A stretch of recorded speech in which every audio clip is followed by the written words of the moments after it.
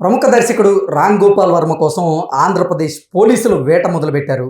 జగన్మోహన్ రెడ్డి ముఖ్యమంత్రిగా ఉన్నటువంటి సమయంలో అధికారాన్ని అడ్డం పెట్టుకొని కొంతమంది వైసీపీ సానుభూతి పరులు ప్రతిపక్ష నాయకులైనటువంటి చంద్రబాబు గారి మీద, చంద్రబాబు గారి కుటుంబ సభ్యుల మీద, పవన్ కళ్యాణ్ మీద, అలాగే మరికొంతమంది మహిళల మీద అనుచితమైనటువంటి వ్యాఖ్యలు చేస్తూ అసభ్యకరమైనటువంటి పోస్టులు పెట్టినటువంటి నేపథ్యంలో వారందరి కోసం కూడా ఇప్పుడు ఆంధ్రప్రదేశ్ పోలీసులు వేట మొదలుపెట్టినటువంటి నేపథ్యంలోనే ఇప్పుడు రామ్ గోపాల్ వర్మ వ్యూహం సినిమా ప్రమోషన్లో భాగంగా ఆయన చంద్రబాబు గారి కుటుంబ సభ్యుల మీద అనుచితమైనటువంటి వ్యాఖ్యలు చేసినటువంటి నేపథ్యంలో ఆయన మీద కేసు నమోదైంది. ఈ నేపథ్యంలోనే ఆంధ్రప్రదేశ్ పోలీసులు అయితే రామ్ గోపాల్ వర్మ కోసం వేట మొదలుపెట్టారని, ఆయన పరారీలో ఉన్నారు అనేటువంటి వార్తలు ఇప్పుడు సోషల్ మీడియాలో చక్కర్లు కొడుతున్న నేపథ్యంలో అసలు ఈ వార్తల్లో వాస్తవం ఉందా లేదా అనేది మనం విశ్లేషణ చేసుకునేటువంటి ప్రయత్నం చేద్దాం. ప్రస్తుతం మనతో పాటు ఉన్నారు ప్రముఖ రాజకీయ విశ్లేషకులు,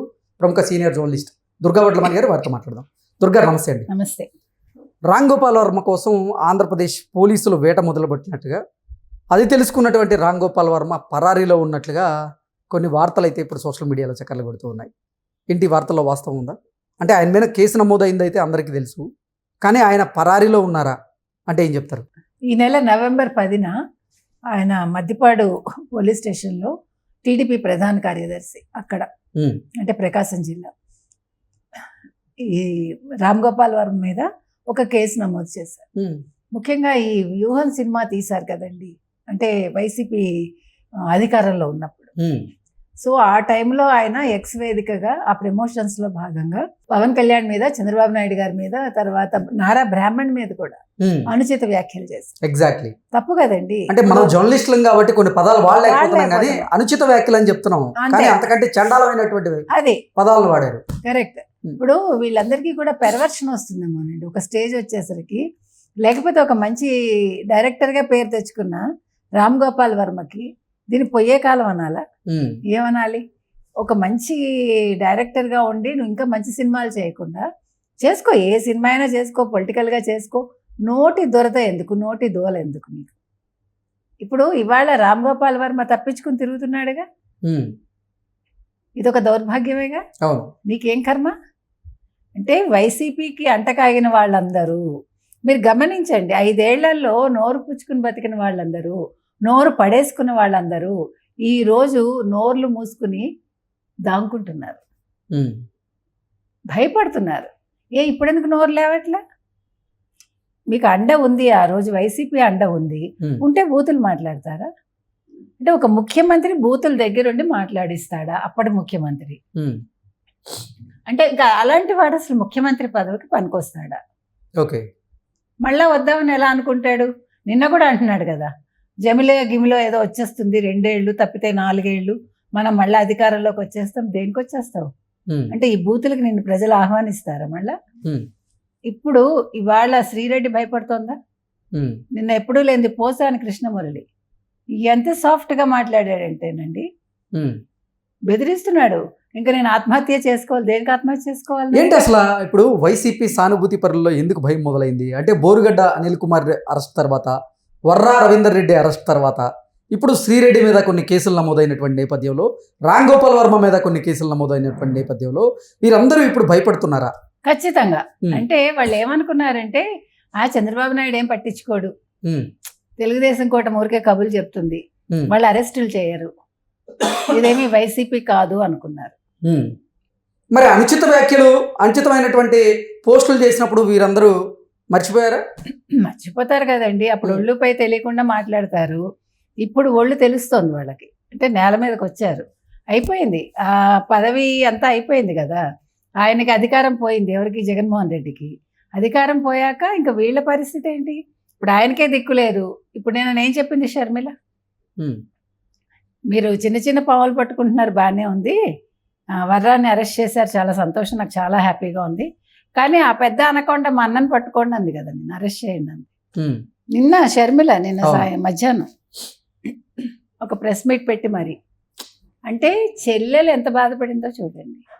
మీరు చెల్లెల్ని వదలలేదు. ఇలా నాకు అర్థం కాని విషయం ఏంటంటేనండి, తల్లిని తిట్టిన వాడిని, చెల్లిని తిట్టించిన వాడిని చెల్లి పుట్టుక గురించి మాట్లాడిన వాడిని నిన్న షర్మిల ఒక మాట అని బాధపడింది ఆవిడ. ఉమ్, నాకు అక్రమ సంబంధాలు ఉన్నాయా అన్న అని అడిగింది, ఒక చెల్లి అడిగింది. ఉమ్, వర్రానే కదా మాట్లాడాడు ఆ మాటలు. ఉమ్, అంటే వర్రా చేత ఎవరు మాట్లాడిచ్చారు? ఒక భారతీరెడ్డి మాట్లాడిచ్చింది, ఒక వదిన, ఒక అవినాష్ రెడ్డి మాట్లాడిచ్చాడా? ఉమ్, వీళ్ళు మనుషులా, వీళ్ళు ఎమ్మెల్యేలా, వీళ్ళు రాజకీయ నాయకులా? ఇలాంటి వాళ్ళు మళ్ళా మనకి అవసరమా? ఏంటండి అసలు ఈ సంస్కారం ఏ రాష్ట్రంలోనే ఇలా ఉందా? ఈవెన్ తెలంగాణలో లేదండి. కేసీఆర్ గారు తిట్టినా ఇలాంటి పదాలు ఎప్పుడు ఆయన వాడలేదు, ఆయన ఎవరి చేత మాట్లాడించలేదు. ఈవెన్ రేవంత్ రెడ్డి బాగా అగ్రెసివ్గా మాట్లాడతారు, ఎవ్వరూ కూడా ఇలాంటి పదాలు వాడలేదండి. దయచేసి ఆడవాళ్ళ జోలికి ఎవరు వెళ్ళలేదు. ఇప్పుడు వాళ్ళందరూ రాజకీయాలు చేశారు, రాజకీయాలు మాట్లాడారు, తిట్టారు. ఈవెన్ ఆంధ్ర వాళ్ళని కేసీఆర్ తిట్టాడు, కానీ ఆడవాళ్ళ జోలికి వెళ్ళాడు ఆయన ఎప్పుడైనా? సొంత ఇంట్లో వాళ్ళని తిట్టించాడు ఆయన. కూతురు అంత తప్పు చేసిన ఒక మాట మాట్లాడలేదుగా. అంటే పైకి ఒక్క మాట, చెడు మాట మాట్లాడలే కూతుర్ని. అది కదండి కావాల్సింది. ఉంటాయి, ప్రతి ఇంట్లోనూ గొడవలు ఉంటాయి, ప్రతి ఇంట్లోనూ తప్పులు ఉంటాయి, అన్నీ ఉంటాయి, ఒప్పులు ఉంటాయి, అన్నీ ఉంటాయి. కానీ ఇలా వీధిన పడి ఇలాంటి అంటే మనం మొత్తం అసలు రాజకీయ చరిత్ర చూసుకుంటే, అంటే మనకి తెలిసి స్వతంత్రం వచ్చిన దగ్గర నుంచి ఇప్పటి వరకు ఏ దేశంలోనైనా, ఏ రాష్ట్రంలోనైనా ఆడవాళ్ళని ఇలా తిట్టిన వాళ్ళు ఉన్నారు. సొంత తల్లిని తిట్టించిన కొడుకు ఉంటాడా ప్రపంచంలో? తల్లి క్యారెక్టర్ని తిట్టిన వాడు ఉంటాడా? చెల్లెలు పుట్టుక మీద మాట్లాడిన వాడు ఉంటాడా? అలాంటి వాడు అసలు అన్నగా పనికొస్తాడా? అలాంటి వాడిని అసలు ముఖ్యమంత్రిగా ఎలా ఉంచారు 5 ఏళ్ళు? అలాంటి వాడిని కొమ్ము కాసిన వర్మ కావచ్చు, పోసాని కావచ్చు, మీరు అన్నట్టుగా శ్రీరెడ్డి కావచ్చు, రోజా కావచ్చు, అంబటి కావచ్చు, పేరుని నాని నా కంటతడి పెట్టేసుకున్నాడు. ఒక పోలీస్ ఆఫీసర్ వచ్చి జగన్ని ఒక మాట వాడట, ఈయన ఏడ్చేశాడు పాపం. నీకు మరి ఈ ఏడుపు నీకు షర్మిలను తిట్టినప్పుడు ఎందుకు రాలా? నీకు ఒక పదం వాడేసరికే నీకు కష్టం వచ్చిందే. షర్మిల నన్ను బూతులు మాట్లాడినప్పుడు నీ కళ్ళంటే మరి రక్తం రావాలి కదా. నిన్న మీరు చూసారా press meet? Perni Nani press మీట్లో జగన్మోహన్ రెడ్డిని ఒక పోలీస్ ఆయన ఒక పదం వాడాడు, నేను చెప్పే పదం కాదు, తిట్టాడు, ఒక బూత్ మాట్లాడాడు. దానికి ఆయన పాపం ప్రెస్ మీట్లో ఏడ్చాడు. అప్పుడు మీరందరూ అంటే వైసీపీలో అప్పుడున్న 151 మంది మరి ఆ రోజు షర్మిలను తిట్టినప్పుడు ఎందుకు ఏడవలేదు? మీకు ఎందుకు రక్తం కళ్ళంట రాలేదు? విజయమ్మని అన్నప్పుడు ఎందుకు కళ్ళంట రక్తం రాలేదు? మరి రాజశేఖర రెడ్డిని అవమానపరిచినట్టేగా. ఇప్పుడు షర్మిల పుట్టుక గురించి మాట్లాడారంటే రాజశేఖర రెడ్డిని అవమానించినట్టేగా. అంటే చచ్చిపోయిన మనిషి మీద మీరు నిందలేశారు. ఆ నిందలేసినప్పుడు మరి మీ కళ్ళంట రక్తాలు అలా కారిపోవాలి కదా. అంటే మీ దాకా వచ్చేసరికి మీకు ఒక నీతి, ఎదురు వాళ్ళకు ఒక నీతి, ఒక న్యాయం. అంటే జగన్మోహన్ రెడ్డి ఏం చెప్తే అది చేస్తారు. భారతీరెడ్డి అక్కడ కీ ఆడిస్తే ఆవిడ మీరు ఆడతారు, అవినాష్ రెడ్డి చెప్తే వింటారు. మొత్తం మీద ఇవాళ ఏ డెన్లో ఉన్నాడు వర్మ? జూబ్లీ హిల్స్లో ఉన్న ఆయన డెన్లో ఉన్నాడా? ఓకే. లేకపోతే బాంబేలో ఉన్నాడా? ఆయన ఎక్కడున్నాడు? ఏదైనా పాపం ధైర్యంగా బయటికి రావాలి. రామ్ గోపాల్ వర్మ మరి ఎక్కడున్నారు? అయితే ఏదో ఒక డెన్లో దొరకాలి.